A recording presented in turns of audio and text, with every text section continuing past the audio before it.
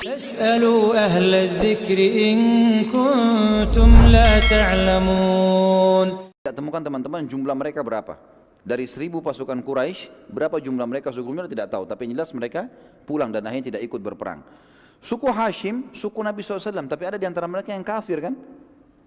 Mereka juga mengatakan, bila kafilah sudah selamat untuk apa kita berperang? Dan kalau kita perangi Muhammad, kita perangi suku kita sendiri. Nggak boleh nih, kita harus pulang nih, gitu kan? Maka sebagian besar mereka pulang, kecuali Abbas bin Abdul Muttalib, paman Nabi SAW. Karena Abbas dianggap pimpinannya suku. Kalau dia balik memalukan. Maka Nabi SAW menjelaskan kalau Abbas ikut perang di Badar itu karena kurh, tidak suka sebenarnya. Nabi SAW sudah ingatkan itu. Kalau ini sebenarnya bukan mau perang, tapi dia hanya malu dengan sukunya. Kemudian pembicaraan tentang balik ke Mekah ini mulai ramai di antara pasukan Quraisy dan akhirnya mereka banyak yang siap-siap. Utbah bin Rabi'ah yang nanti juga mati ya di perang Badar ini, salah satu pemimpin pasukan Quraisy didatangi oleh Hakim bin Huzam dan berkata kepadanya, Hakim bin Huzam salah satu orang yang dianggap bijaksana di Mekah yang termasuk yang sempat merobek kesepakatan pemboikotan Nabi SAW, gitu kan? Hakim bin Huzam. Dia berkata, wahai Utbah, untuk apa lagi berperang? Bukankah kafilah telah selamat? Demi Allah, bila kita memerangi mereka berarti kita memerangi sanak kerabat kita sendiri. Ada banyak muhajirin di situ, ya, banyak orang-orang Mekah. Dan saat kita balik ke Mekah, maka pasti setiap individu di antara kita akan membenci satu sama yang lain, karena ia melihat kerabat orang yang telah membunuh ayahnya atau sanak kerabatnya. Kalau kita perang nih, kita bunuh misalnya, bunuh Abu Bakar, bunuh Umar, ini pasti ada kerabatnya di Mekah yang tahu nanti ini yang bunuh saudara saya. Nanti sulit itu nanti. Maka aku sarankan berbuat baiklah pada manusia, umumkan agar pasukan semua balik. Kenapa Hakim bin Huzam di sini mendatangi Utbah? Karena Utbah dianggap pada saat itu pimpinan perang. Iklankan supaya pulang. Utbah lalu mengiklankan, wahai sekalian manusia, tujuan kita keluar untuk menyelamatkan kafilah dan kafilah telah selamat, maka peperangan tidak diperlukan lagi. Mari kita balik ke Mekah. Panglima perangnya buat itu. Perhatikan di sini teman-teman sekalian ya. Orang yang paling benci dengan Islam, siapa dia? Abu Jahal berperang lagi di sini. Dia berperan lagi. Dia waktu dengar Utbah bilang itu pasukan perang, ini pimpinan perang. Maka dia melihat pasukan semua mulai siap-siap balik, maka Abu Jahal mendatangi satu persatu pasukan. Kenapa balik? Jangan balik, gitu kan. Teriak-teriak di pasukan, tidak ada yang mau dengar Abu Jahal. Tidak ada yang mau dengar, orang semua tidak mau perang. Dan dianggap dia bukan pimpinan perang. Abu Jahal lihat di pasukan ternyata ada Amir al-Hadrami. Siapa Amir al-Hadrami teman-teman sekalian? Adalah ayahnya yang dibunuh anaknya oleh Abdullah bin Jahash. Kalau masih ingat tadi ada Sariyah ya, yang dibentuk Nabi SAW 8 orang dipimpin Abdullah bin Jahash. Kemudian ada 2 orang sahabat Utbah bin Ghazwan dan Sa'ad bin Abi Waqqas yang hilang, sisa 6 orang menyerang. Kan ada 2 orang dari orang Quraisy yang ditawan, 1 terbunuh. Yang terbunuh ini anaknya si Amir ini. Amir keluar ini untuk membalas kenapa anaknya dibunuh oleh Abdullah bin Jahash. Juga mau ikut pulang, Abu Jahal dekati. Dia mengatakan, wahai Amir, ya, dia bilang sama orang ini kan, wahai Amir, apa kau tidak lihat orang-orang semua akan kembali ke Mekah dan mereka tidak akan membalas kematian anakmu? Amir lalu terus dimotivasi oleh Abu Jahal, ingatlah darah anakmu tumpah, anakmu mati, dibunuh oleh Abdullah bin Jahash, itu pasukan muslim. Kalau kau sekarang biarkan mereka pulang dan kau tidak menarik pasukan ini, maka pastilah anak kamu tidak ada balasannya sama sekali. Dan percuma kalau dari Mekah. Terus dimotivasi dengan kalimat-kalimat sampai akhirnya Amir mendatangi atau pergi ke tengah-tengah pasukan, lalu ia duduk di atas tanah. Dia buru-buru ke depan pasukan, lalu duduk tiba-tiba di atas tanah. Orang semua jadi berhenti lihat. Kenapa ini Amir duduk di atas tanah? Kemudian Amir mengambil tanah dan dia taruh di kepalanya. Ya, sambil dia menangis dan mengatakan, sungguh kasihan aku, sungguh kasihan aku, kalian tega meninggalkan membalas kematian anakku. Demi Allah kalau anak seseorang dan kalian yang mati terbunuh, kalian tidak akan membiarkannya. Terus saja Amir nangis-nangis gitu kan, debu dilempar-lemparin ke pasukan gitu kan, sampai akhirnya seluruh pasukan kembali. Kesian nih Amir, kita bantu saja. Ini semua gara-gara idenya Abu Jahal. Saat itu teman-teman sekalian, tidak seorang pun dari Quraisy, juga muslimin saling tahu posisi satu sama yang lain, tentunya tidak saling tahu kalau pasukan. Nabi SAW keluar bersama Abu Bakar berdua ini, mengumpulkan informasi. Jadi 2 orang pun yang ditawan oleh muslimin, itu orang Quraisy tidak tahu karena jumlah mereka besar. Enggak tahu kalau 2 orang yang kena, 2 orang ini tadinya yang ditawan oleh muslimin malam hari itu, mereka cuma tidak izin mereka cuma keluar mau cari sumur. Ketangkaplah. Jadi orang Quraisy pun tidak tahu kalau mereka ketangkap, ya. Maka Nabi SAW keesokan harinya, pagi hari itu, di waktu duha, beliau pun keliling, nyari-nyari informasi. Maka keduanya, Nabi SAW dan Abu Bakar radhiyallahu anhu menemukan seorang wanita tua, dan Nabi SAW bertanya padanya, apakah engkau punya informasi apa yang terjadi di sekitar tempat ini?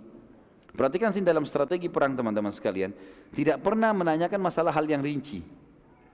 Tadi kita lihat juga kasus waktu pertama sekali Abu Sufyan mau menyelamatkan kafilah, bagaimana dia mengecek kotoran tadi unta itu, dan dia tidak bertanya apa-apa, dia cuma bilang ada orang lewat sini, oh ada 2 orang. Dia tidak tanya siapa mereka, kena enggak, langsung ke sana, langsung cek, oh ternyata betul, kirim surat langsung. Seperti itu.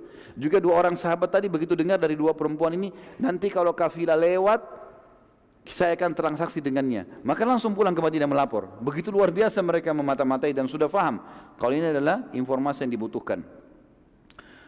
Perempuan tua ini tahu kalau di sebelah ada pasukan Quraisy. Mereka lihat, perempuan ini tahu, dia tinggal di lokasi itu. Dia tahu kafilah Abu Sufyan sudah lewat. Nabi SAW tanya, apakah engkau punya informasi apa yang terjadi di lokasi sekitar sini? Orang itu bertanya, perempuan tua ini, siapa kalian? Kata Nabi SAW, bila engkau menyampaikan pada kami informasimu, maka kami pun akan menyampaikan kami dari mana. Orang itu bilang, aku telah disampaikan bahwa pasukan Quraisy sudah keluar dari hari ini dan hari itu dan sudah melewati wilayah ini dan wilayah itu. Bila itu benar, maka pastilah pasukan Quraisy sudah berada di belakang bukit ini. Perempuan itu bilang, gitu kan? Dan aku juga sudah mendapatkan berita kalau Muhammad keluar dari Madinah. Dia tidak tahu ini kalau Nabi SAW. Pada hari ini dan hari itu dan sudah melewati lembah ini lembah itu. Kalau memang benar, berarti mereka semestinya sudah ada di sini. Ditunjuk udwati dunia, lagi ada di situ, gitu kan? Maka Nabi SAW lalu bertanya, bagaimana dengan kafilah Abu Sufyan? Orang itu mengatakan, aku tidak tahu. Ini bagian dari kecerdasan Abu Sufyan tentunya juga di sini kata para ulama sejarah. Bukan memuji orang kafir, nanti dia masuk Islam. Tapi bagaimana Abu Sufyan itu sampai tidak ada satu orang pun tahu tentang kafilahnya. Sebagian ahli sejarah mengatakan Abu Sufyan menaikkan unta-untanya di atas bukit-bukit. Enggak biasa unta naik atas bukit, tapi dinaikkan di bukit, melewatin bukit-bukit. Jadi sananya akhirnya tidak ketahuan. Orang-orang di sekitar tempat itu pun tidak tahu. Orang itu lalu bertanya, kalian dari mana? Kata Nabi SAW, kami dari air. Orang-orang Arab teman-teman sekalian, sering kali kalau mau memperkenalkan dirinya, dan suku-suku Arab itu hidup di satu lokasi kalau ada mata air di situ, dan mereka beri nama. Misal mata air apa. Jadi orang taunya, kamu dari mana? Kami dari mata air ini. Jadi mereka sudah tahu seperti itulah. Maka itu perempuan yang tanya, dari mana kalian? Tanya Nabi SAW. Kata Nabi SAW, dari air. Perempuan itu tanya, dari air apa? Kata Nabi SAW, air. Selesai, ditinggal. Jadi yang dimaksud oleh Nabi SAW adalah, bisa kata ahli sejarah air, mata air Madinah tapi tidak disebutkan, atau yang dimaksud adalah kami dari sperma. Dari air, kata para ulama. Nabi SAW mengatakan kami dari air manusia, selesai. Dan tidak perlu menjawab lengkap, gitu kan? Kalau dijawab perempuan ini akan memberitahukan Quraisy nanti. Setelah itu Nabi SAW sudah tahu ternyata di belakang bukit ini saja sudah ada pasukan Quraisy.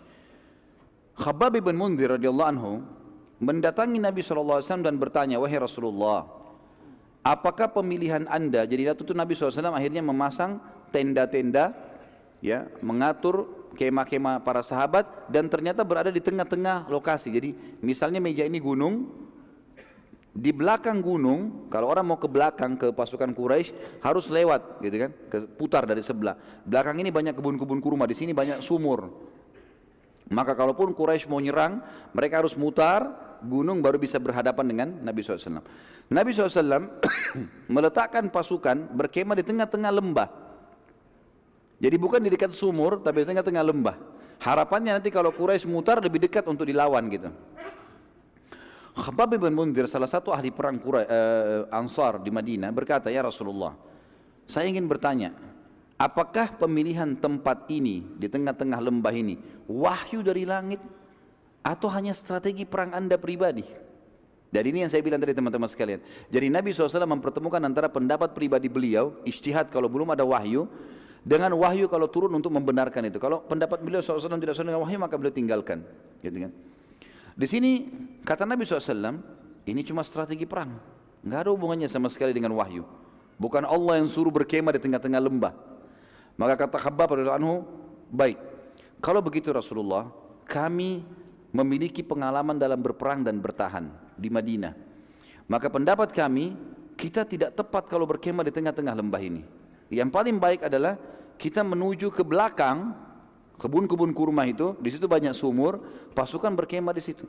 Sehingga mereka bisa minum kalau haus, mereka bisa memberikan minum pasukan kalau lagi berperang. Dan Quraisy tidak punya sumur di situ. Kalau mereka pun mau minum, kalau habisan air, mereka harus mutar ke belakang pasukan muslimin. Maka Nabi SAW mengatakan pendapat yang baik. Lalu Nabi SAW mengikuti pendapat sahabat itu. Dan ini juga pelajaran teman-teman pentingnya orang bermusyawarah. Dan bukan aib kita memberikan masukan kepada seseorang kalau memang ada pendapat yang lebih baik. Dan Nabi SAW menunjukkan kebijaksanaan beliau untuk mendengar apa yang disampaikan. Pada malam harinya Allah yang Maha Suci menurunkan rahmatnya untuk meringankan peperangan bagi muslimin.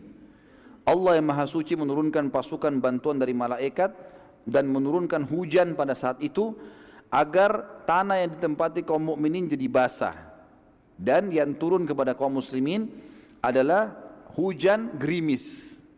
Hujan gerimis. Sehingga membuat seluruh pasukan muslimin malam itu tertidur karena lembutnya air hujan, halus sekali lembut, gerimis, maka mereka ngantuk tertidur. Jadi mereka istirahat. Dan